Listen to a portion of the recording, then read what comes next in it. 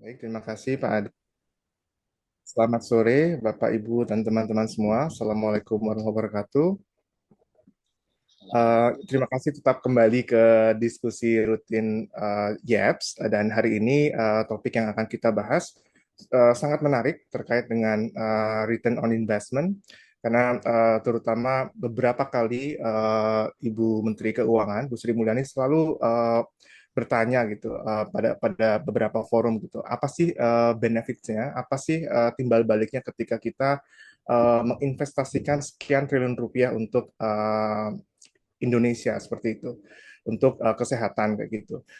Nah, di hari ini mungkin kita akan mendengar banyak hal baru, baik terkait dengan metodologi maupun isu-isu terkini dan bagaimana konsep return on investment ini dilakukan dan digunakan sebagai dasar pembuatan kebijakan dan advokasi.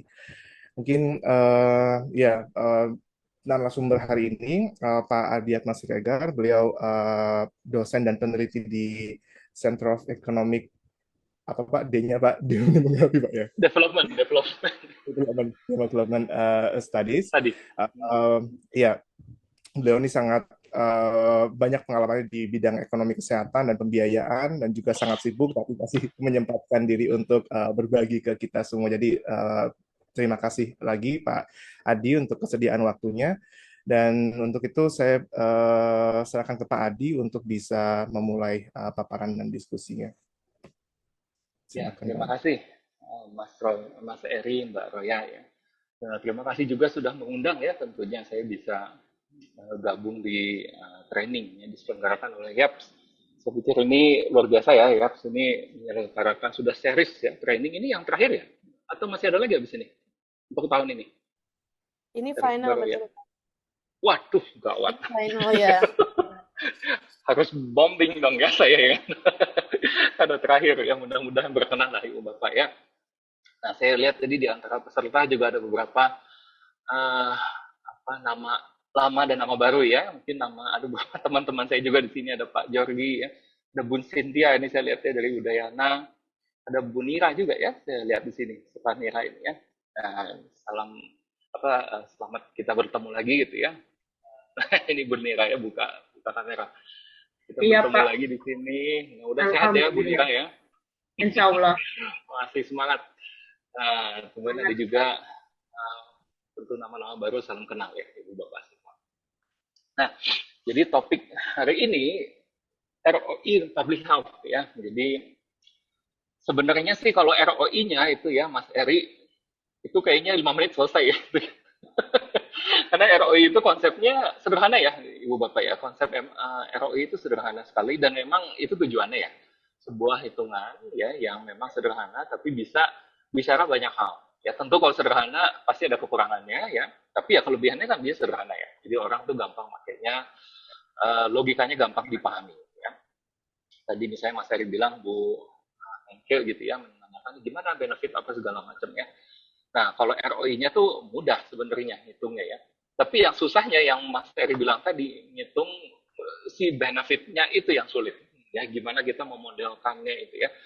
Kalau saya lihat di seriesnya, mestinya udah dapet ya teman-teman itu ya, dengan topik-topik pemodelan segala macam ya. Karena saya lihat juga situ kan ada Aulia ya. Aulia kan biasanya dia jago pemodelan seperti itu, mudah-mudahan sudah disampaikan oleh beliau ya. Nah, itu saya pikir challenge terbesarnya di sana itu satu, challenge keduanya yang terbesar adalah si cost-nya sendiri, ya. Sehingga begitu kita mendapatkan kedua hasil tersebut, ROI sebenarnya relatif jadi mudah ya, karena itu kan kembali ke skenario yang kita mau buat seperti apa, ya. Nah, jadi untuk sesi hari ini ya, saya akan coba sampaikan terkait ROI-nya sendiri, itu sedikit aja gitu ya. Terus kira-kira relevansinya ya dengan public health intervention seperti apa. Dan mungkin ada satu studi kami yang pernah kami lakukan dulu yang mungkin bisa kita coba sebagai case study lah gitu ya. Walaupun waktu itu kita nggak hitung ROI-nya, tapi kan angkanya udah ada semua yang sebagai part ya, part daripada penghitungan ROI. Jadi tinggal dicoba aja gitu ya. Uh, Sebentar.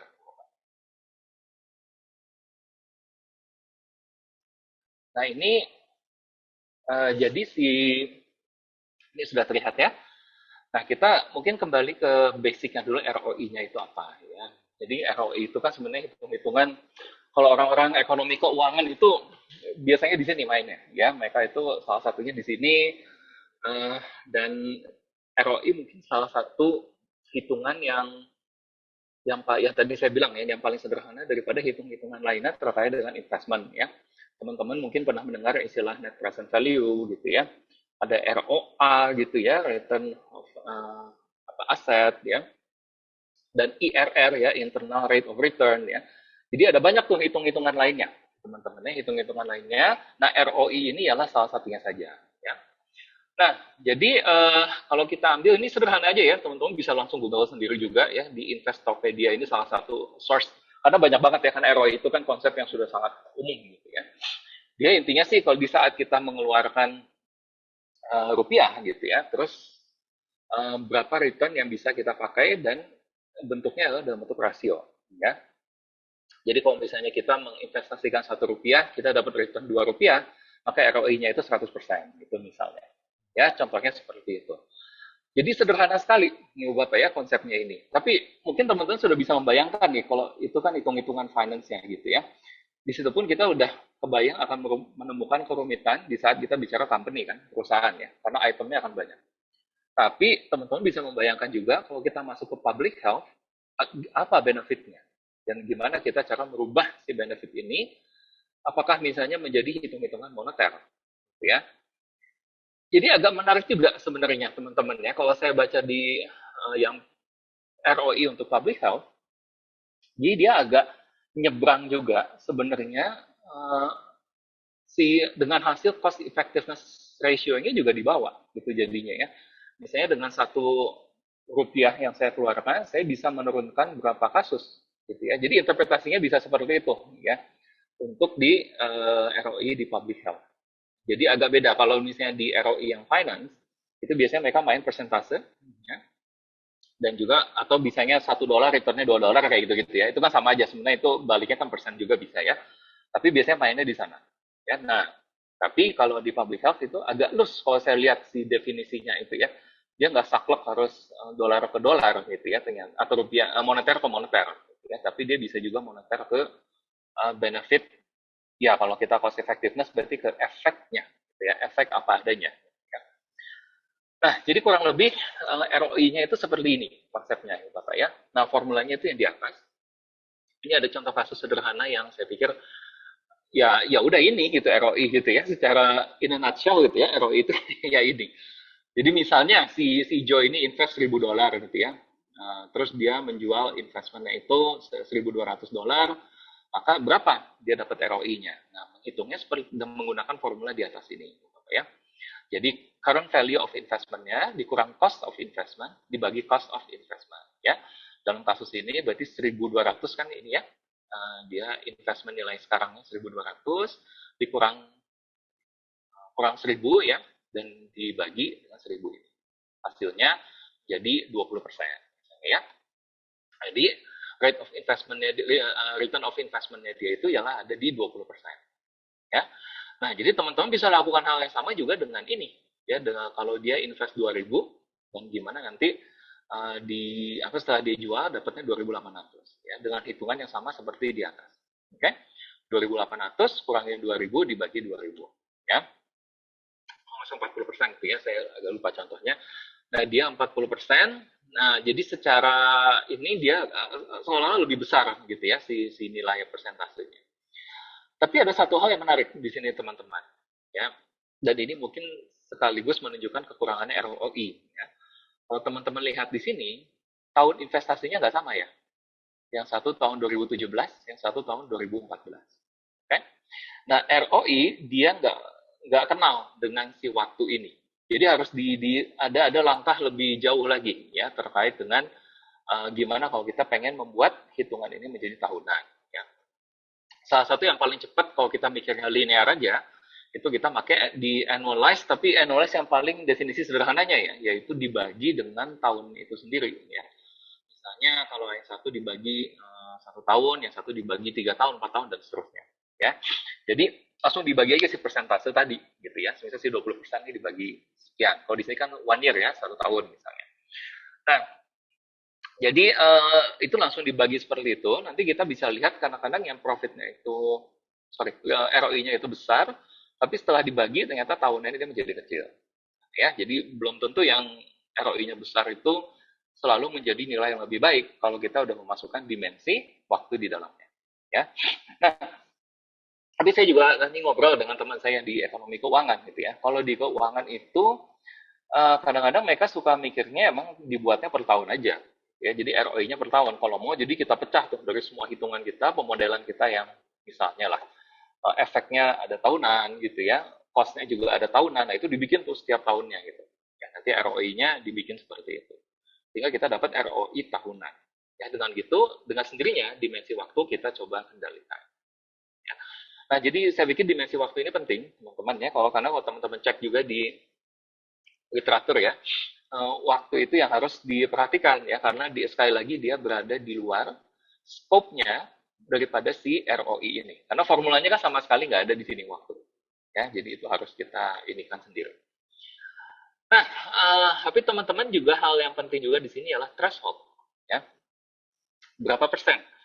Uh, Sependek pengetahuan saya gitu ya, thresholdnya itu nggak terlalu saklek ya. Walaupun kalau finance biasanya ngambil di 10%. Jadi kalau di atas 10% tuh oke lah gitu ya. Tapi itu pun subject to discussion gitu ya. Jadi nggak terlalu mengikat. Harus di atas itu nggak juga ya. Jadi dia biasanya kalau udah di atas 10% itu dianggapnya oke pada umumnya ya. Tapi tentu konteks akan bicara nanti. Oke. Nah, jadi kalau teman-teman lihat di sini, ROI itu sendiri secara sederhana seperti ini konsepnya, ya. Jadi ya udah itu aja gitu ya sih secara konsep. Maka saya bilang tadi ke Mas Eri kalau ROI-nya aja itu selesai dalam waktu 10 menit, 15 menit itu selesai ya. Karena cuma di sini konsepnya, ya. Nah, tapi yang berat itu mencapai si angka ini, gitu kan? Si hitung-hitungannya, sorry, sorry. Udah, nah, si angkanya ini menghitung si current value of investment, cost of investment, dan itu yang dan benefitnya tadi ya, itu semua yang menjadi challenge-nya adalah di sana. Nah, masih di sekitaran finance, tapi mulai nyerempet ke health ya. Di sini ada salah satu tool. Ini juga teman-teman bisa sih main ke website ini ya. Nanti ini bahannya saya bagikan ya Mas Eri ya. Nanti silakan kalau ada yang mau main-main ke website-website ini. Ini salah satu saja ada semacam instrumen ya. ROI itu ada macam-macam ya kalau teman lihat di kiri itu ya ada berbagai macam dia keperluan untuk ROI-nya tapi di sini salah satunya ada contoh terkait healthcare quality initiative gitu ya jadi ada semacam intervensi saya lupa intervensi ininya apa gitu ya nah di sini teman-teman jadi bisa nanti coba di ini kan ya dikunjungi ya si website ini sorry ini ada yang uh, layarnya kecoret ya kayaknya uh, ada coretan-coretan sedikit di layar ya. Ada juga Mungkin ada ada coretan ini. saya kira Pak Adi tadi. Bukan, bukan. Kayaknya ini deh kalau kecoret gitu, mungkin tablet kali ya atau handphone. Iya. Nah, jadi teman-teman nanti bisa main-main ke sini. Nah, komponennya jadi lebih complicated ya di sini ya. Dan dia di sini kalau teman-teman lihat di bawah itu dia ada intervention year one, year two, year three ya. Nah, itu yang saya bilang tadi. Jadi dia bikinnya itu per tahun gitu ya. ROI-nya itu yang bawah, itu kumulatif ya. Itu 1,46, 1,96 dan seterusnya. Nah, itu terserah sih mau dibikin kumulatif atau enggak, itu tergantung kebutuhan ya. Nah, tapi yang jelas dia sudah mencoba memecah seperti ini dan komponennya nanti bisa dipecah-pecah lagi. Ya itu yang saya bilang tadi ya terkait dengan si cost dan benefitnya itu mau seperti apa ngitungnya ya. Kalau tadi kan kita contoh kasusnya cuma kita invest sekian dapatnya segini ya itu kan satu angka itu gampang ya. Tapi di saat costingnya itu mulai complicated, itemnya itu mulai banyak, nah ntar dulu ya kita mau hitungnya langsung angka seperti itu atau tidak ya. Sekali lagi itu sebenarnya bergantung dengan kebutuhannya teman-teman ya. Uh, karena costing sendiri itu bisa dibikin complicated, bisa dibikin simple, gitu ya. Tentu masing-masing punya kelebihan kekurangan. Tapi sekali lagi tergantung tujuannya, gitu ya. Kalau emang tujuannya kita butuh hitungan cepat, gitu ya mungkin kita bikin simple aja. Tentu kekurangannya banyak detail yang miss mungkin di situ ya. Tapi ya itu mungkin bagian dari limitation. Tapi di saat kita memang butuh yang detail, punya waktu luang, ya oke, kita kejar yang detail. Ya, nah itu semua jantungnya yang mendasari hitungan si ROI ini nantinya. Ya, nah jadi ini untuk keperluan si finance-nya ini, teman-teman ya. Nah, oh ini tintanya ngikut ya. Oke, nah sekarang ROI for public health ya, ROI for public health ini. ROI for public health ini gimana? Nah, ini mungkin salah satu paper ya yang dimana kalau saya bolak-balik nyari kata-kata ROI for public health, ini duluan yang keluar si paper ini. Karena dia ternyata memang systematic review ya, systematic review daripada paper-paper yang sudah melakukan ROI for public health intervention. Ya, teman-teman bisa cek juga, itu ada alamat webnya saya kasih ya. Nanti bisa dicek. Nah, semangatnya apa tapi? Semangatnya apa? Ini mungkin yang saya pikir jauh lebih penting ketimbang teknis si ROI-nya gitu teman-teman ya. Karena yang atas ini ialah alasan kenapa dilakukannya si ya kalau buat paper ini kenapa dia melakukan reviewnya ya. Tapi pada dasarnya kenapa ROI itu diperlukan? Karena ini ya uh, kita ya support ya karena untuk public health intervention itu tidak sepopuler support untuk yang sifatnya kuratif gitu ya. Semua yang sifatnya prevention itu kadang-kadang nggak terlalu populer gitu ya. Untuk alasan yang nanti saya ada di belakang ada salah satu paper juga yang mencanangkan, tapi kita sebenarnya udah tahu lah, udah kebayang sebenarnya kenapa sih public health kalah beken sama yang sifatnya kuratif. Ya, salah satunya adalah efeknya sendiri. Ya, kadang-kadang kalau public health efeknya lama gitu ya. Jadi mungkin decision secara politiknya juga mungkin nggak terlalu populer, ya.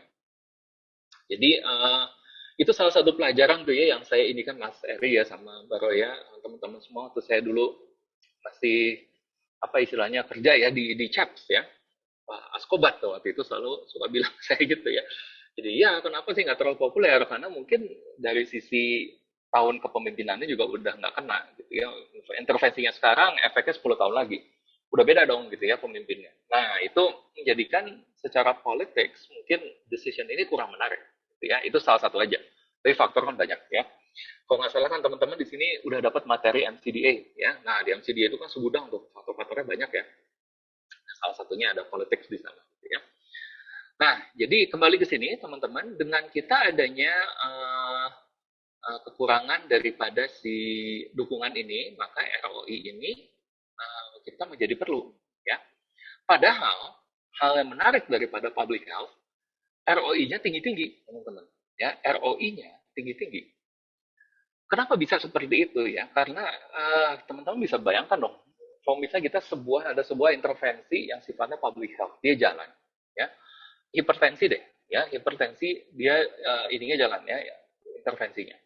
Dia mencegah berbagai kasus hipertensi. Berarti cost yang diakibatkan oleh hipertensi ini akan hilang. Itu satu, ya. Kasus-kasus hipertensi akan menurun. Dan jangan lupa turunannya juga turun kan jadinya gitu ya. Turunannya daripada hipertensi itu juga hilang. Ya, misalnya turunannya kayak ginjal misalnya gitu ya, atau mungkin stroke atau jantung, apa kan jadi ngedrop juga si angka itu. Nah itu kan semua ada nilainya teman-teman. Ya paling enggak direct medical cost-nya kan jadi lenyap ya. Yang tadinya mestinya dia dirawat, tapi nggak jadi dirawat ya. Kenapa? Karena ada intervensi yang menurunkan kasus hipertensi. Karena hipertensi ini turun, maka kasus-kasus turunannya juga ikut turun. Biayanya jadi lenyap semuanya gitu. Ya, nah salah satu mungkin teman-teman ya investment yang cukup besar nilainya ialah untuk breastfeeding ya. Kebetulan saya studinya salah satunya sekarang ada di bidang breastfeeding ini. Jadi teman-teman bisa kalau saya boleh share teman-teman ya, dampak dari tidak menyusui itu dampaknya bisa sampai 19 sampai 123 triliun per tahun, teman-teman ya. Dampaknya bisa sampai seluas itu. Kenapa bisa sampai luas itu? Karena dampaknya banyak. Ya, salah satu dampak paling mudah daripada yang mudah diidentifikasi ialah kan sakit. Anaknya sakit ya, sakit hidronemonia misalnya atau sakit diare itu kan yang paling cepat ketahuan. Tapi setelah itu masih ada lagi itu cognitive loss, itu yang long run gitu ya. Ada impact, itu paling besar di sana impactnya. Tapi ternyata masih ada lagi turunannya. Gitu ya. Ada yang mental illness gitu ya, ada. Terus ada juga yang diabetes ya ada ke sana tuh larinya. Nah, kalau diabetes kan sulit ya karena itu turunannya juga banyak. Belum lagi kita bicara angka kematian ya, ibu dan anaknya itu juga ada ya. Jadi besar sekali ininya ya. Jadi kalau kita invest di saya agak lupa angka pastinya ya, pokoknya adalah $1 berapa itu returnnya besar ya untuk breastfeeding itu. Nah, jadi kembali ke sini teman-teman ya, ini contoh saja beberapa scope ya yang dia sampaikan terkait dengan ROI-nya dia ya.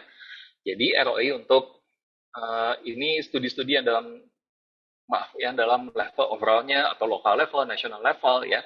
Kemudian di bawah itu yang spesialis ya, jadi yang sudah dikhususkan gitu ya, health protection, legislation, health promotion dan seterusnya. Nah itu ROI-nya itu besar-besar ya, karena kalau 14,3 ini itu artinya dikali 100% ya teman-teman, jadi dia 1.430% ya, besar sekali ya, gede sekali. Uh, kalau di finance kayaknya udah nggak masuk akal, itu terlalu besar ya. Jadi untuk public health itu bisa mencapai seperti ini. Walaupun ini ada yang negatif juga gitu ya, tapi banyak ya mediannya dia ada di positif sana. Ya. Ini median ROI. Nah kalau sebelah itu ialah cost benefit ratio ya, karena mereka agak dekat sih nature-nya gitu ya. Kalau cost benefit ratio mungkin pernah dijelaskan ya di kelas-kelas sebelumnya, yaitu kan tinggal benefit dibagi cost aja gitu ya. Nah kalau hasil lebih besar dari satu berarti dia oke. Kan? Nah ini kurang lebih di studi ini kalau teman-teman baca nanti dia bicara seputaran hal itu. Oke, tapi message-nya ialah dia besar ya, si ROI-nya itu kata-kata besar untuk si public health intervention ini. Nah ada paper lain juga ya uh, yang mencanangkan bahwa walaupun kadang-kadang memang rata-rata besar ya, tapi tidak selalu tinggi, dia bilang gitu ya. Jadi tidak selalu tinggi si rate of return-nya. Ada beberapa intervensi memang dia kecil gitu ya. Si return-nya itu kecil sekali. Ya is okay sih, nggak apa-apa gitu ya. Saya pikir wajar aja toh, ada yang tinggi, ada yang besar ya. Tapi in general biasanya dia besar ya. Nah ini beberapa contoh saja, ini yang saya bilang tadi nih teman-teman. Interpretasi dia untuk ROI-nya ini, jadi bukannya persentase tadi atau moneter atau moneter ya. Ini lebih mirip ke, ini lebih mirip ke cost effectiveness tadi sebenarnya. Ya kan? Jadi dalam kita invest $10 maka bisa menurunkan sekian persen outcome gitu ya. Biasanya kan yang bahasanya kayak gitu dia ada di cost effectiveness tadi. Tapi ternyata itu bisa juga bahasa ROI gitu ya. Nah, sekarang yang menariknya lagi gini nih teman-teman. Ya, jadi di sini kan kita bicara apa kita mau yang seperti ini bahasanya atau mau yang moneter tadi.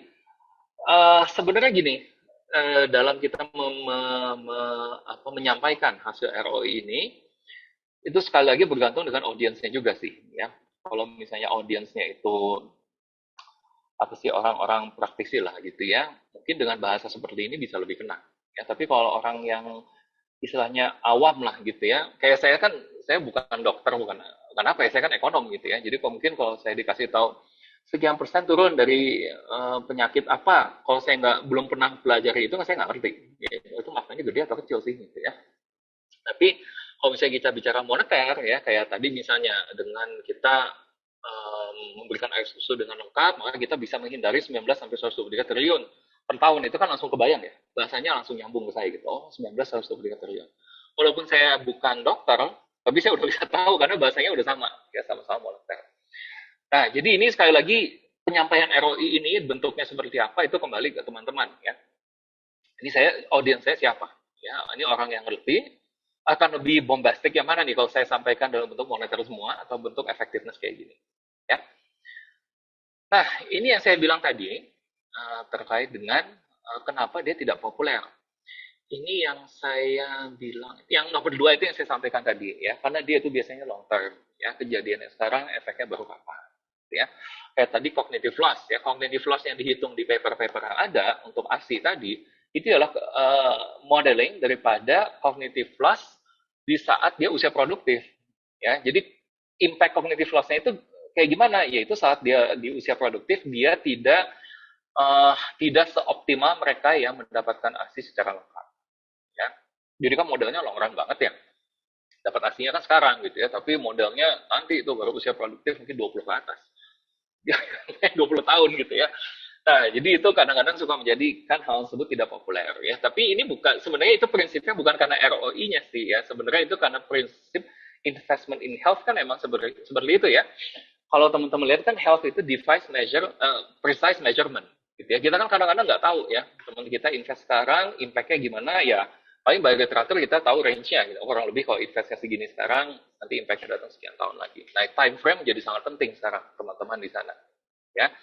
Nah, tapi sekali lagi itu menjadikan kadang-kadang investment in public health walaupun ROI-nya tinggi-tinggi, tapi belum tentu dia menjadi sesuatu yang populer gitu ya di kalangan policy maker. Kalau memang si eviden-eviden penting seperti yang Mas Heru sebutkan tadi, kita nggak bisa yang diminta Bu Menkeu gitu ya, kita tidak bisa tampilkan. Ya, itu jadi agak sulit. Nah, memang health economist itu perannya di sana. Ibu Bapak ya, health economist itu perannya membantu di sana. Jadi kayak menjembatani lah gitu ya, ya kan health economics gitu ya. Jadi kita menjembatani antara dua dunia ini. Ya.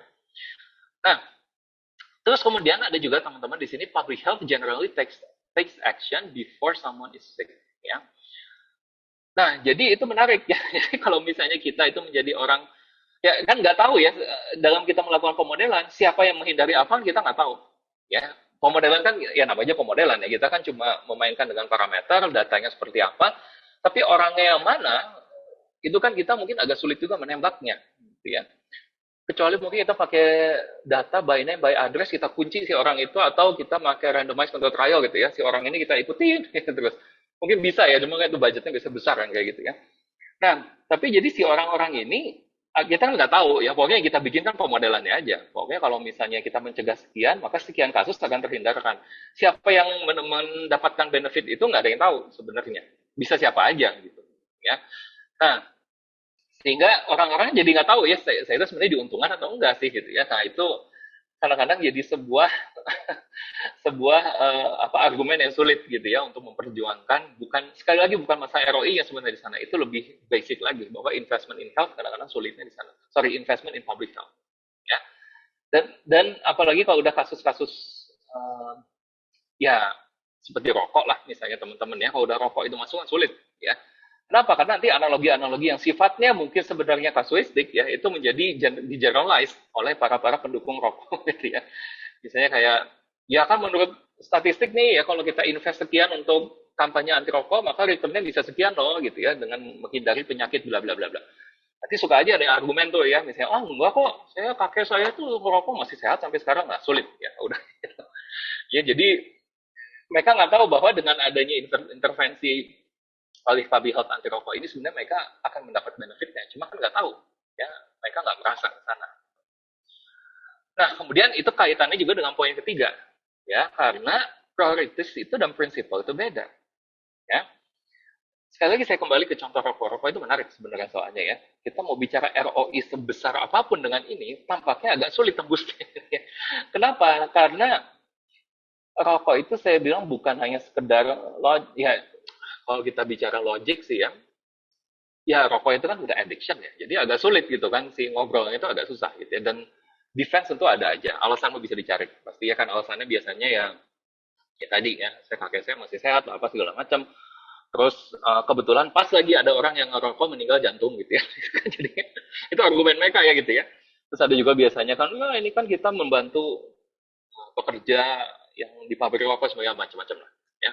Nah, tapi itu menentukan teman-teman bahwa population can differ in their priorities and principles. Ya. Sehingga hal ini menjadi sulit yang meyakinkan bahwa ROI untuk public health itu walaupun jumlahnya besar itu penting. Ya. Nah, ini salah satu contoh ya terkait yang hipertensi saya bilang tadi ya. Jadi ini contoh aja, return on investment range from 0.85 ya sampai 3.75 gitu ya, per dollar invested. First year, itu tahun pertama ya. Kalau yang di bawahnya itu untuk long run-nya. Jadi maksudnya dalam tahun pertama dia invest $1, maka return-nya itu bisa range-nya 0,85 sampai 3,75 ya. Hypertension. Oke, diagnosis and treatment. Tapi ini perspektifnya hanya dari insurer. Ya. Sebenarnya kalau lebih serunya nanti kalau dari sosial perspektif. Ya, itu biasanya yang, ya kalau teman-teman lihat HTA ya, biasanya itu dia ngejar di sosial perspektif. Ini salah satu contoh. Ya. Jadi teman-teman bisa lihat apa namanya, ini kita baru bicara sih hipertensi aja. Ya. Gimana dengan tindakan-tindakan pencegahan yang lainnya, kayak tadi ASI misalnya, atau tindakan-tindakan pencegahan stunting misalnya gitu kan. dia ya itu banyak tuh teman-teman bisa bayangkan ini pasti akan selalu besar ya. Pasti si impact-nya itu akan selalu besar ya, sebenarnya si lihat ini kecuali tadi ya dibilang ada beberapa case di mana dia returnnya emang nggak terlalu gede ya. Nah itu teman-teman ya untuk si ROI si public health. Nah sebelum saya masuk ke case tadi ya, dari konsep ini mungkin ada yang mau ditanyakan dulu nggak? Ini Mas Eri ya, boleh nggak Mas Eri kira-kira ada mungkin teman-teman ada yang mau tanya dulu gitu terkait konsep atau kita habisin dulu? Di kolom chat belum ada, Pak. Tapi kalau teman-teman ada pertanyaan bisa angkat tangan atau buka mic-nya. Saya sih, Pak Adi, barangkali Ya. bisa Pak tanya. Andrew, iya, silakan Pak Andrew. Kalau untuk bisnis sendiri, untuk ROI ini kan balik modal, Pak ya. Misalnya diinvestasikan Hmm, hmm, 100 hmm, juta. Nah, hmm, ini apakah dalam 1 tahun pertama dia harus ROI-nya lebih dari 10%, ya, atau kita bagi beberapa tahun kalau misalnya itu investasinya ya, dari awal? Thank you, thank you. ya. Oke, makasih Pak Andrew. Nah itu pertanyaan penting tuh ya, Pak Andrew tadi menyentuh isu si dimensi waktu loh, Pak Andrew ya. Memang di literatur juga disampaikan, sekali lagi ROI tidak bisa mengcapture ya dimensi waktu. Artinya dinamika dari tahun ke tahun dia nggak bisa nangkap. Kenyataannya Pak Andrew tidak akan mungkin dia langsung 10% seperti itu nggak mungkin ya Pak Andrew ya. Karena di awal kan namanya bisnis, ini cara yang bisnisnya ya itu pasti berdarah-darah ya kalau di tahun pertama. Pasti dia kan, wah negatif lah ini segala macam ya, pasti jelek lah tahun pertama itu. Atau tahun nol lah gitu ya. Nah nanti kalau kita lihat dari tahun ke tahunnya, itu mestinya makin ke sana nanti dia makin besar si jumlahnya ini. Ya kenapa? Karena returnnya udah makin tinggi kan, ya. Si return on investment-nya ini khususnya mereka yang melaksanakan bisnis ini menjadi semakin besar. Itu Pak Andrew ya. Jadi memang sifatnya akan dinamis sebenarnya Pak Andrew. Ya, sifatnya itu akan dinamis. Dia yang tadi disampaikan di sini itu kan dia langsung tembak ya. Oke, saya invest segini, saya nanti pas tahun kesekian saya narik saya dapat segini. Berapa nih ROI-nya? Nah, gitu ya. Jadi itu kan langsung nembak 2 poin dan 2 angka mati gitu ya. Tadi juga kita membuat analisis per tahunnya kan hanya langsung dibagi dengan lama tahunnya aja. Jadi linear ya, linear.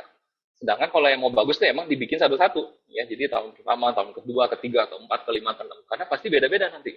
Returnnya itu nggak akan sama. Gitu. Itu mungkin Pak Andrew ya. Siap-siap, terima kasih. Berarti misalnya kita invest 100 juta, kita butuh misalnya balik modalnya buat 3 tahun, berarti 100-nya dibagi 3 gitu Pak ya? Ya, Biar nggak nanti ada terlalu targetnya misalnya ya. nyepelekan. Tahun ketiganya mau berapa nih returnnya gitu kan? Ya tahun ketiga mau returnnya sekian ya. Nah itu nanti kan pakai forecasting misalnya gitu ya Pak Andrew ya. Nah sehingga baru bisa dihitung kan ROI-nya berapa akan dicapai dalam 3 tahun nanti bagi 3. Berarti setahun itu harus ngejar segini misalnya. Cuma itu linear ya Pak Andrew saya lagi ya. Dia tidak dinamis, tidak mengenal tahun pertama berdarah-darah tuh nggak ada di kamus dia gitu. Ya, terima kasih Pak Adi. Oke, sama-sama Pak Andrew ya. Mana Mas Eri ada yang lain mungkin? Belum ada, mungkin nanti di akhir. Belum ya? Ya, Oke, kita lanjut dulu ya. Kalau begitu dengan apa namanya dengan uh, case tadi. Nah ini. Jadi teman-teman, waktu itu kami bersama dengan teman-teman dari Nutrition International itu mencoba analisis tentang tablet tambah darah, ya di apa namanya dua site di Cimahi dan Purwakarta ya, walaupun nanti si hitungannya ini ceritanya kita coba scale up ya ke nasional ya dengan segala keterbatasannya lah, ya. Nah, saya tidak akan terlalu detail masuk ke studinya, tapi ada beberapa poin yang saya mau sampaikan. Yang pertama, hal penting yang harus kita lakukan, mungkin coverage-nya ini nggak usah dilihat dulu, tapi dilihat aja di sini, di unit cost-nya ini. Kenapa ini saya highlight? Karena tadi ROI itu kan salah satu bagiannya ialah si cost-nya dalam pelaksanaannya ini. Ya, nah, cost pelaksanaannya ini harus kita buat unit cost-nya dengan baik. Ya, jadi kuncinya ada di sini dulu, teman-teman. Ya, ya karena kalau teman-teman lihat kan semua economic evaluation kayak cost effectiveness, cost benefit, cost utility ya, cost efficiency, cost and outcome semuanya lah itu ya. Itu akhirnya kan costing duluan ya. Jadi costing itu harus dikerjakan dengan baik. Nah, costingnya itu udah dapat, kita udah dapat misalnya dari sudut pandang sosial ya, atau health system atau sistem ya, ataupun si provider terserah lah ya. Tapi yang jelas, kalau kita udah dapat yang sosial, kita kan udah dapat untuk semua lini gitu ya, untuk semua level. Nah, begitu kita udah dapat di sana, mestinya sih udah aman. Ya, kenapa? Karena artinya cost untuk melaksanakan intervensi ini kita sudah punya dengan lengkap, kita tahu siapa bayar apa gitu ya. Nanti kalau mau main skenario segala macam gampang. Ya. Itu dulu yang harus dilakukan. Karena dari unit cost ini, teman-teman ya, baru kita main ke sini, scale up. Ya. Jadi scale up ini waktu itu kita mengikuti target RPJMN ya. Dan ini kita pakai toolsnya itu Optima Nutrition ya. Jadi kalau teman-teman mungkin ada yang mau coba, bisa kok di Google Optima Nutrition. Dia toolnya gratis ya. Cuman memang agak-agak saya nggak tahu sih. Waktu dulu emang masih baru banget, agak kurang user friendly ya. Dan guidance-nya juga agak nggak terlalu lengkap lah gitu ya. Saya waktu itu banyak konsul dengan teman saya memang udah pernah pakai duluan ya. Jadi saya konsulnya banyak sama dia. Kalau baca guide-nya kok kayak apa gitu ya, kayak nggak gitu paham saya. Tapi mungkin sekarang udah diperbaiki, teman-teman bisa cek ya nanti. Nah, jadi kita pakai skenario RPJMN untuk anak-anak yang mendapat PPD gitu ya, tablet tambah darah ini, dan kita dapat kurang lebih cost-nya ya dalam 10 tahun itu kurang lebih segini ya, 6 sampai 7 triliun ya. Dalam 10 tahun. Ya, dan ini tidak linear sih sebenarnya sifatnya karena kan ngikutin ini ya, ngikutin apa? Coverage-nya. Nah, jadi ini istilahnya ini investment-nya lah gitu ya, investment-nya ada di sini. Ya, investment-nya di sini. Nah, return-nya kan nggak bisa gitu aja ya, teman-teman ya. Return-nya itu nggak bisa gitu aja. Kita kan harus dapat juga, oke, kalau kita melaksanakan intervensi ini, terus forecast-nya seperti apa untuk kasus anemianya ini. Ya. Nah, ini mirip-mirip mungkin dengan yang Pak Aulia jelaskan, cuma mungkin Pak Aulia lebih detail ya. Dia emang jagonya di sana. Saya waktu itu kan kita pakai model udah ada, jadi ya udahlah, oke dihitungin lah masih modelnya gitu ya. Nah, jadi si model ini dia menunjukkan gap ya antara kasus anemia kalau kita business as usual atau kalau kita melakukan si intervensi tadi ya di beberapa titik. Jadi kita menambah coverage-nya di beberapa tahun gitu ya. Nah, jadi kurang lebih nanti seperti inilah teman-teman ya. Ini yang bawah ini kalau kita melakukan something, yang atas ini business as usual. Nah, yang di tengah-tengah inilah yang teman-teman cari sebenarnya nih. Gap antara dua ini yang kita cari. Bisa kita bikin tahunan, atau kita bisa bikin gelondongan. Ya, untuk contoh yang sekarang kita bikin gelondongan ya. Jadi teman-teman bisa aja ya, nanti kalau mau bikin tahunan itu boleh aja. Nah, tapi saya bikin di sini nanti contohnya gelondongan. Oke, nah sekarang kita dapat nih kasusnya. Ya, kurang lebih kasusnya ialah ada 6 jutaan ini ya, 6,4 juta ini kasus yang terhindarkan ya. Nah, cuma sekarang ada masalah nih kita di sini ya. Dari kasus ini bisa nggak kita langsung dapatkan biayanya? Bisa sih sebenarnya ya. Kita dengan berapa sih kasus untuk menangani anemia misalnya gitu ya. Oke, kasusnya biayanya sekian ya, itu tinggal dikali ini aja ya. Kalau kita udah dapat unit cost-nya tuh, nanti dikali dengan jumlah kasus terhindarkan, berarti itu jadi benefit ya kan, itu jadi benefitnya. Nah, cuma waktu itu kita mau, karena emang ngejarnya ke cost utility sih ya, jadi kita waktu itu coba hitung dalam bentuk DALI ya. Kita hitung dalam bentuk DALI. Nah, teman-teman mungkin sudah mendapat materinya sebelumnya ya, bahwa kalau DALI itu kan angka yang dibentuk dari years life loss sama years live and disability ya. Nah, kebetulan YLL-nya nggak ada ya untuk anemia ini, jadi dianggap 0, kita hanya hitung YLD-nya aja. Oke. Nah, waktu itu kebetulan ini juga kami mengambil dari studi sebelumnya yang dilakukan Nutrition International juga dengan teman-teman dari UI ya, dokter saya lupa, itu Agustina ya kalau salah ya. Nah, beliau itu melakukan ini dan dia dapatlah angka prevalensi ini ya untuk anemia ringan, menengah, parah dan non anemia. Dapatlah angka itu.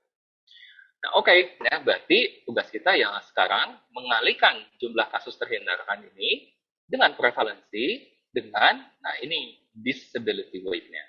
Ya, jadi untuk anemia yang ringan, menengah, parah itu punya disability weight masing-masing. Silakan dicari, kebetulan udah ada yang ngitung ya teman-teman ya di internet, saya lupa site-nya Global Burden of Disease itu kalau nggak salah ya. Itu kalau nggak salah sudah ada. Sudah dikali, maka kita dapatlah nilai YLD-nya untuk masing-masing. Ya, kita dapat nilai YLD untuk masing-masing jenis anemia yang ringan, yang menengah, dan yang parah. Oke? Nah, jadi kalau teman-teman lihat proporsinya dia ngikutin ini ya, ngikutin prevalensi dan ngikutin weight. Oke? Jumlah jamlah dapatlah ini. Ya, jadi ini DALI yang terhindarkan 83.000. Oke, ya. Nah, sampai sini ini kan sebenarnya cost effectiveness study banget lah gitu ya, atau cost utility analysis gitu ya. Kita bicaranya di sana. Nah, setelah kita dapat hasil itu, berarti kan tinggal dibagi ya. Kita tinggal bagi si jumlah rupiahnya tadi ya dibagi dengan jumlah kasus anemia yang terhindarkan. Berapa besar investmentnya tadi dibagi dengan jumlah kasus anemia yang terhindarkan. Ya. Jadi kalau kita bicara rupiahnya untuk kasus anemianya itu sekitar 1 jutaan tuh per kasus anemia yang terhindarkan. Dan untuk dalinya 88 juta, gede juga ya ternyata. Cuman untungnya si ininya gede ya, si batas WHO-nya juga besar, 3 kali PDB per kapita gitu ya. Jadi karena dia agak besar, jadi masih kehitungnya cost efektif ya. Padahal itu agak gede juga sebenarnya tuh ya untuk biaya segini. Tapi oke lah, dia masuknya cost efektif ya.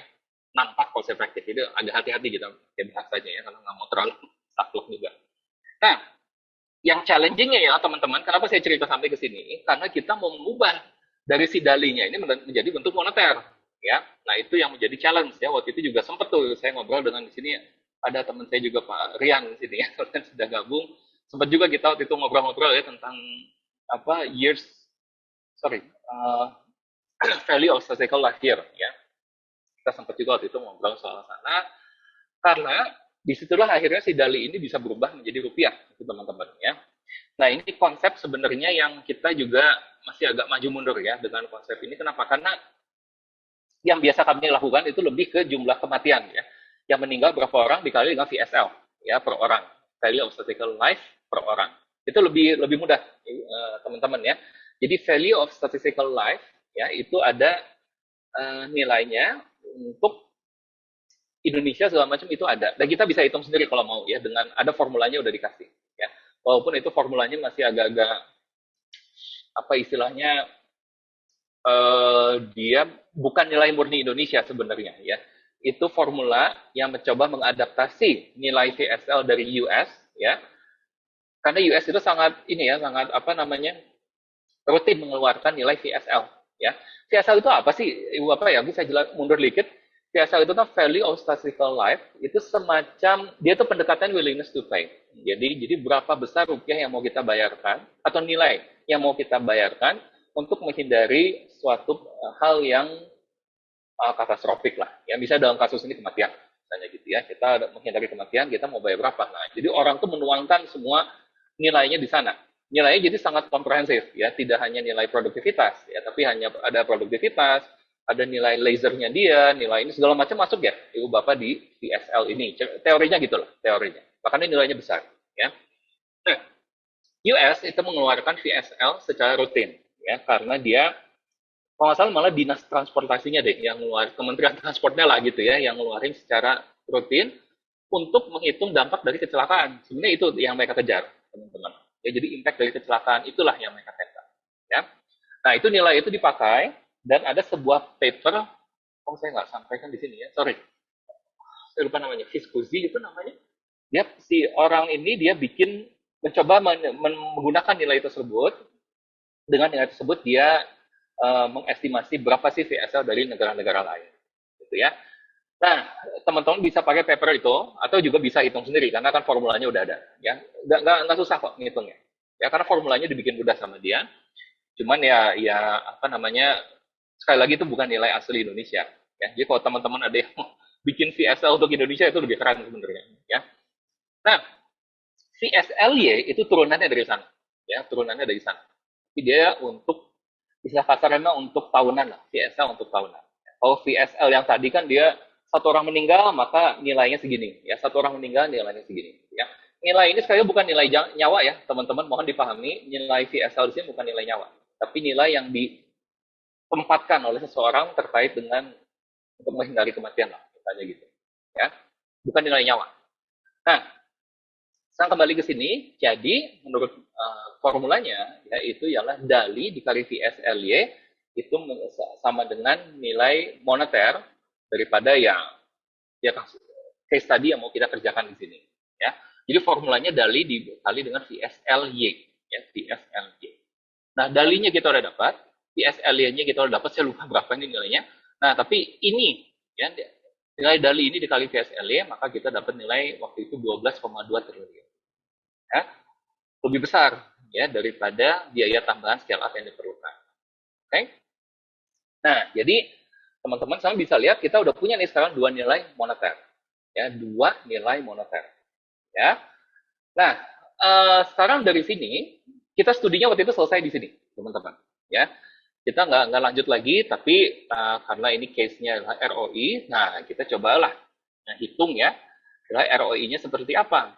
Ya. Nah, kemarin Mbak Roya bilang, oh, kalau bisa ada latihannya dikit gitu ya, Mbak Roya ya. Nah, sekarang coba teman-teman, eh ini kan ini masih saya tutup nih ya. ROI-nya tuh berapa gitu, teman-teman ya. Pakai angka yang paling tinggi nih. Pakai angka yang paling tinggi. Misalnya ini kan nilai benefitnya di sini berarti ya 12,2 triliun. Ini benefitnya. Investmentnya ialah mana tadi? Investmentnya ialah ini nilai tingginya nih 7,39 triliun. Oke, 7,39 triliun nilai investmentnya 7,39 triliun. Maka nilai benefitnya tadi saya balik lagi 12,2 triliun. Kita punya dua angka ya. Nah, berapa ROI-nya teman-teman? Coba di ini. Silakan dihitung. Berapa ROI-nya?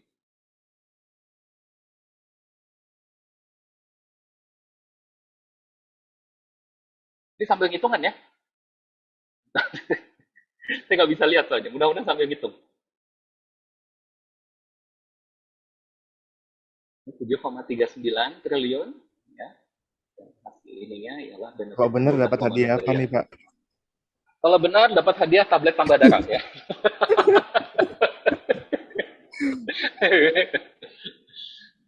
Dapat harga diri yang meningkat. Wow.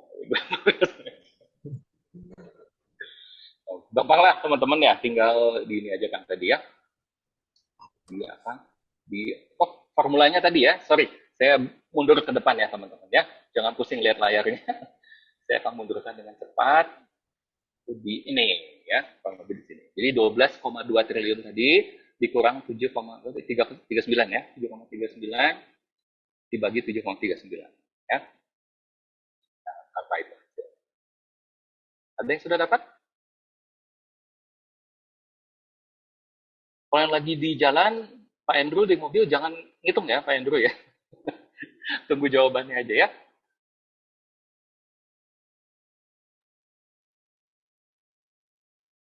Baro ya, open mic.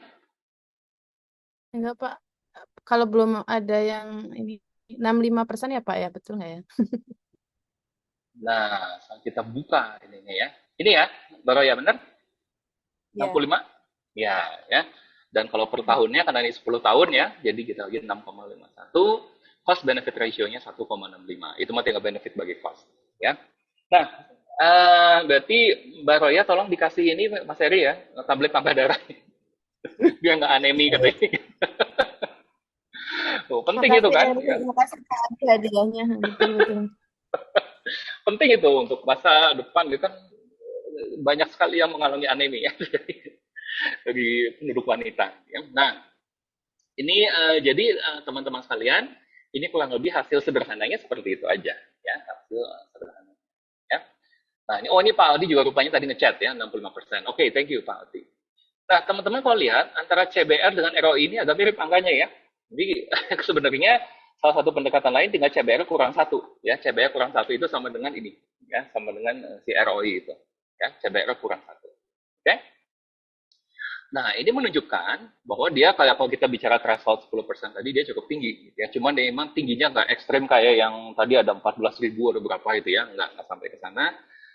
Tapi ya oke sih ya, cukup tinggi ya secara ROI-nya. Ya. Nah, kenapa mungkin tablet tambah darah ini tidak setinggi yang seharusnya ya? Karena ceritanya kan juga banyak di belakang ya. Nah, ini mungkin hal yang penting juga teman-teman. ROI itu one thing ya. Tapi kan satu dia nggak bisa nembak dimensi waktu. Yang kedua, dia nggak bisa nembak cerita di belakangnya, jelas lah. Yaitu kan selalu kekurangan kuantitatif analisis kan di sana ya. Kita bicara numbers. Kita cerita kita nggak tahu. Makanya itu pentingnya ngecek di belakang ada apa. Yang menariknya ialah teman-teman ya, kalau kita bicara tablet tambah darah, tidak semudah itu ngasih tablet tambah darah gitu ya. At least di dua daerah itu ya, anak-anak itu macam-macam memang responnya ya. Ada yang mereka begitu dikasih disembunyiin di jilbabnya gitu ya. Ada yang pura-pura diminum, disembunyiin di bawah lidah terus dibuang gitu kan. Nanti dikasih tahu seniornya jangan minum apa segala macam.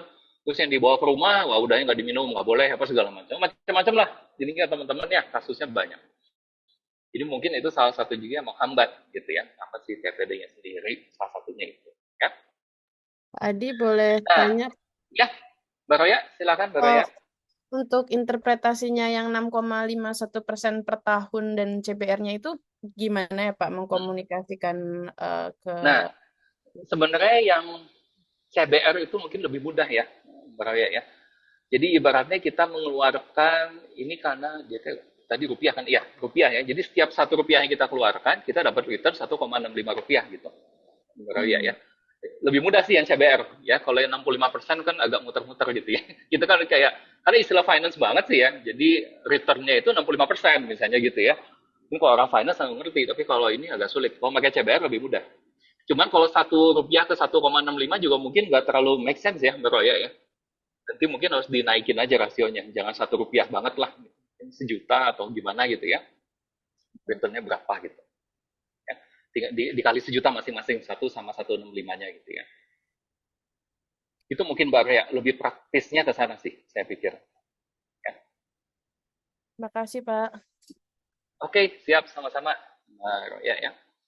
Nah itu teman-teman ya, jadi ROI ini sekali lagi dia ialah sebuah formula yang sifatnya praktis ya, sederhana, tapi ya tentu yang praktis punya kekurangan dan kelebihan ya, yang complicated juga punya kekurangan dan kelebihan, tergantung sekali lagi kebutuhannya kita mau seperti apa ya. Saya juga ini lagi membantu gitu ya, ada teman dari saya lupa namanya apa, Myanmar atau mana ya, dia sedang melakukan kajian ini tentang biaya tidak menyusui sama yang kita lakukan itu di Indonesia sama di Filipina gitu ya. Nah dia tapi evidence di dia tuh masih nggak ada sama sekali, nol gitu ya. Ya kita diskusi terus ya kalau gitu ngapain bikin yang complicated, bikin yang simple aja dulu karena message-nya nggak ada sama sekali anyway kan, belum ada sama sekali message-nya. Daripada kita jumpa litan yang complicated, datanya belum tentu ada, hasilnya nggak keluar-keluar, mending udah kita tembak yang simple dulu gitu ya. Hasilnya keluar berat gitu kan, nanti keterbatasannya kita sampaikan. Ya, nah itu sih message saya juga salah satunya di sana. ROI ini menangnya karena dia sederhana. Tapi dalam menghitung komponen ROI-nya bisa jadi complicated. Nah, di situ kita harus menentukan ya, kita mau complicated atau mau sederhana. Itu sekali lagi tergantung tujuan dan mungkin waktu juga ya. Kadang-kadang kita pengen yang wah, sempurna gimana, waktunya juga nggak ada, energinya juga belum tentu ada. Ya. Nah, baik ya mungkin dari ya dari presentasi saya mungkin demikian ya, Mas Eri ya, Mbak Roya dan teman-teman. Selebihnya mungkin kita diskusi kali ya, Mas Eri ya. Atur nuhun. Baik, terima kasih banyak Pak Adiatma untuk paparannya luar biasa. Jadi banyak tambahan ilmu untuk kita semua ya. Eh, apakah ada kira-kira dari teman-teman pertanyaan atau bahan diskusi bersama kepada Pak Adi atau juga kepada teman-teman yang lain? Ada? Atau mungkin sambil menunggu saya ada Silakan. sedikit pertanyaan mungkin terlalu mudah untuk Pak Adi. Nah, ini mungkin pertanyaan umum Pak yang tadi juga sudah disampaikan secara implisit di dalam slide. Ada tadi satu slide itu menjelaskan ada satu tentang CB cost benefit ratio kemudian dengan ROI juga gitu. Nah, kalau secara prinsip atau secara konsep, sebetulnya apa sih yang membedakan cost benefit analysis dan return on investment ini selain terkait dengan formula bahwa tadi disampaikan di awal bahwa kalau return on investment itu kan mengurangkan dulu benefit ke cost, kemudian denominatornya adalah cost of investment-nya. Sementara kalau cost benefit analysis itu kan langsung benefit ke cost. Nah, kira-kira ada nggak sih Pak konsep yang membedakan kedua ini selain hal tersebut? Atau sebetulnya ini konsep yang sama, hanya beda formula saja itu. Ya. Jadi kayak istilah itu kayak cuma rebates gitu aja gitu Pak. Betul, betul, betul, betul, Mas Ari. Justru itu jawabannya. Karena sebenarnya, karena angkanya kan yang dipakai itu aja sebenarnya, iya kan? Si cost benefit ratio pakai angka yang sama, ROI pakai angka yang sama, pendekatannya aja yang beda, gitu, ya. Kalau makin nanti, misalnya Mas Eri mau analisis pakai IRR, gitu ya. Kalau kita jadi finance banget, gitu kan, jadi NPV apa segala macam ya. NPV sih masih nggak terlalu finance ya, dia bisa ke berbagai ini. Nah, itu kan akhirnya angkanya tuh itu aja sebenarnya yang dipakai, ya. Cuma penyampaiannya aja bisa macam-macam gitu, ya.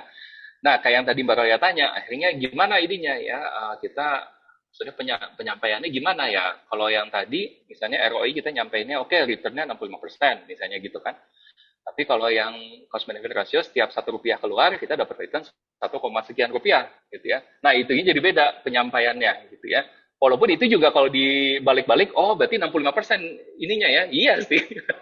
Itu kan cuma dibulak-balik aja akhirnya gitu ya. Tinggal kebutuhannya aja sih Mas Eri sebenarnya ya. Kebutuhannya apa. Siap-siap, Pak. Nah, ada satu lagi pertanyaan, Pak. Kebetulan Hmm. ROI ini juga akan menjadi salah satu chapter di riset saya di akhir nanti. Oh, Nah, oke. kalau baca beberapa literatur terakhir itu kan banyak sekali metode ROI yang dilakukan, Pak ya. Maksudnya pendekatan yang Hmm. dilakukan itu sangat Hmm. bervariasi gitu, terutama untuk uh, public health interventions. Hmm. Beberapa studi itu menggabungkan bukan hanya menggunakan economic modeling saja, tapi menggabungkan disease modeling juga dengan Yes. economic modeling gitu. Terutama kalau sifatnya infectious disease itu akan sangat rumit gitu ya. Kita harus Hmm. punya reproduction number dan lain sebagainya kayak gitu. Nah, tapi yang jadi pertanyaan saya sebetulnya adalah bagaimana sih kita menentukan outcome atau benefit dari intervensi itu agar tidak terlalu overestimate gitu Pak. Contoh misalnya tadi yang Pak Adi sampaikan hipertensi gitu. Nah, hipertensi Hmm. ini mungkin ketika kita lakukan suatu program screening misalnya akan bisa mengurangi misalnya insidensi jantung, kemudian stroke, Hmm. kemudian dari situ misalnya dari insidensi kemudian sampai menurunkan kunjungan misalnya di rumah sakit atau di puskesmas klinik, kemudian lebih jauh lagi ada terkait Ya. dengan death affections dan lain sebagainya. Tapi sampai sejauh mana sih kita bisa menentukan oh benefitnya cuma sampai di sini nih gitu. Yes. Jadi nggak kemana-mana karena itu akan Hmm. sangat subjektif gitu Pak. Bagaimana kita define outcome atau Jadi benefit. ini pertanyaan penting ya, apalagi khususnya untuk orang-orang yang semangat gitu ya kalau menelitinya ya. Gini, mungkin Mas Ari saya mau tanya ke teman-teman juga nih ya, ini boleh jawab. Ini waktu saya bimbingan dulu dengan pembimbing saya Pak Rob Baltusen itu ya. eh ini contoh kasus yang dia kasih ke saya. Persis kayak gini yang Mas Ari tanyakan ini ya. Dia bilang gini, kalau misalnya ada seseorang dia pergi ke dia dirawat di rumah sakit ya. Di rumah sakit karena dirawat di rumah sakit dia tidak jadi meninggal. Ya kan? Dia tidak jadi meninggal. Berarti biaya perawatan udah ada ya, direct medical bla bla bla itu kebayang lah ya ada. Nah, di saat dia keluar dari rumah sakit udah sehat, dia kepleset kulit pisang, ketabrak mobil mati, katanya gitu ya. Nah, biaya itu masuk nggak ke cost model kamu gitu ya, ke model cost kamu masuk nggak gitu ya. Nah, coba kira-kira masuk nggak tuh Mas Eri atau teman-teman bebas ya, saya mau jawab. Masuk nggak si insiden yang terakhir tadi tuh? Tergantung pertanyaan penelitiannya, Pak. Kalau misalnya event seperti itu nggak menjadi bagian dari pengukuran satu episode Hmm. itu, ya mungkin akan dikeluarkan gitu. Tapi kalau itu menjadi perhatian dari satu intervensi yang terkait, mungkin akan masuk ya. Nggak tahu, mungkin salah. Nah, ini jawabannya sebenarnya gini, Mas Ferry ya. Secara teori ya teman-teman ya, teori harus dihitung. Teori ya, teori ya. Kenapa harus dihitung? Simple. Kalau dia nggak dapat perawatan itu, dia nggak akan kepleset kulit pisang gitulah ya. Kasarnya gitu ya. Ini kan dia nggak kepleset kulit pisang gara-gara dirawat sini kan ya. Dirawat dia keluarnya hari itu, kepleset kulit pisang ketabrak mobil mati. Secara teori dihitung mestinya. Ya. Secara praktis nggak pernah ada yang hitung. Kenapa? Karena probability-nya terlalu random. Ya kan? Siapa yang bisa bikin model sesempurna itu sekarang pertanyaannya ya sampai tahu probability kepleset kulit pisang gitu ya itu kan gila banget ya. Itu hanya Tuhan yang punya kemampuan sampai ke sana gitu ya, manusia mah lupakan lah gitu ya.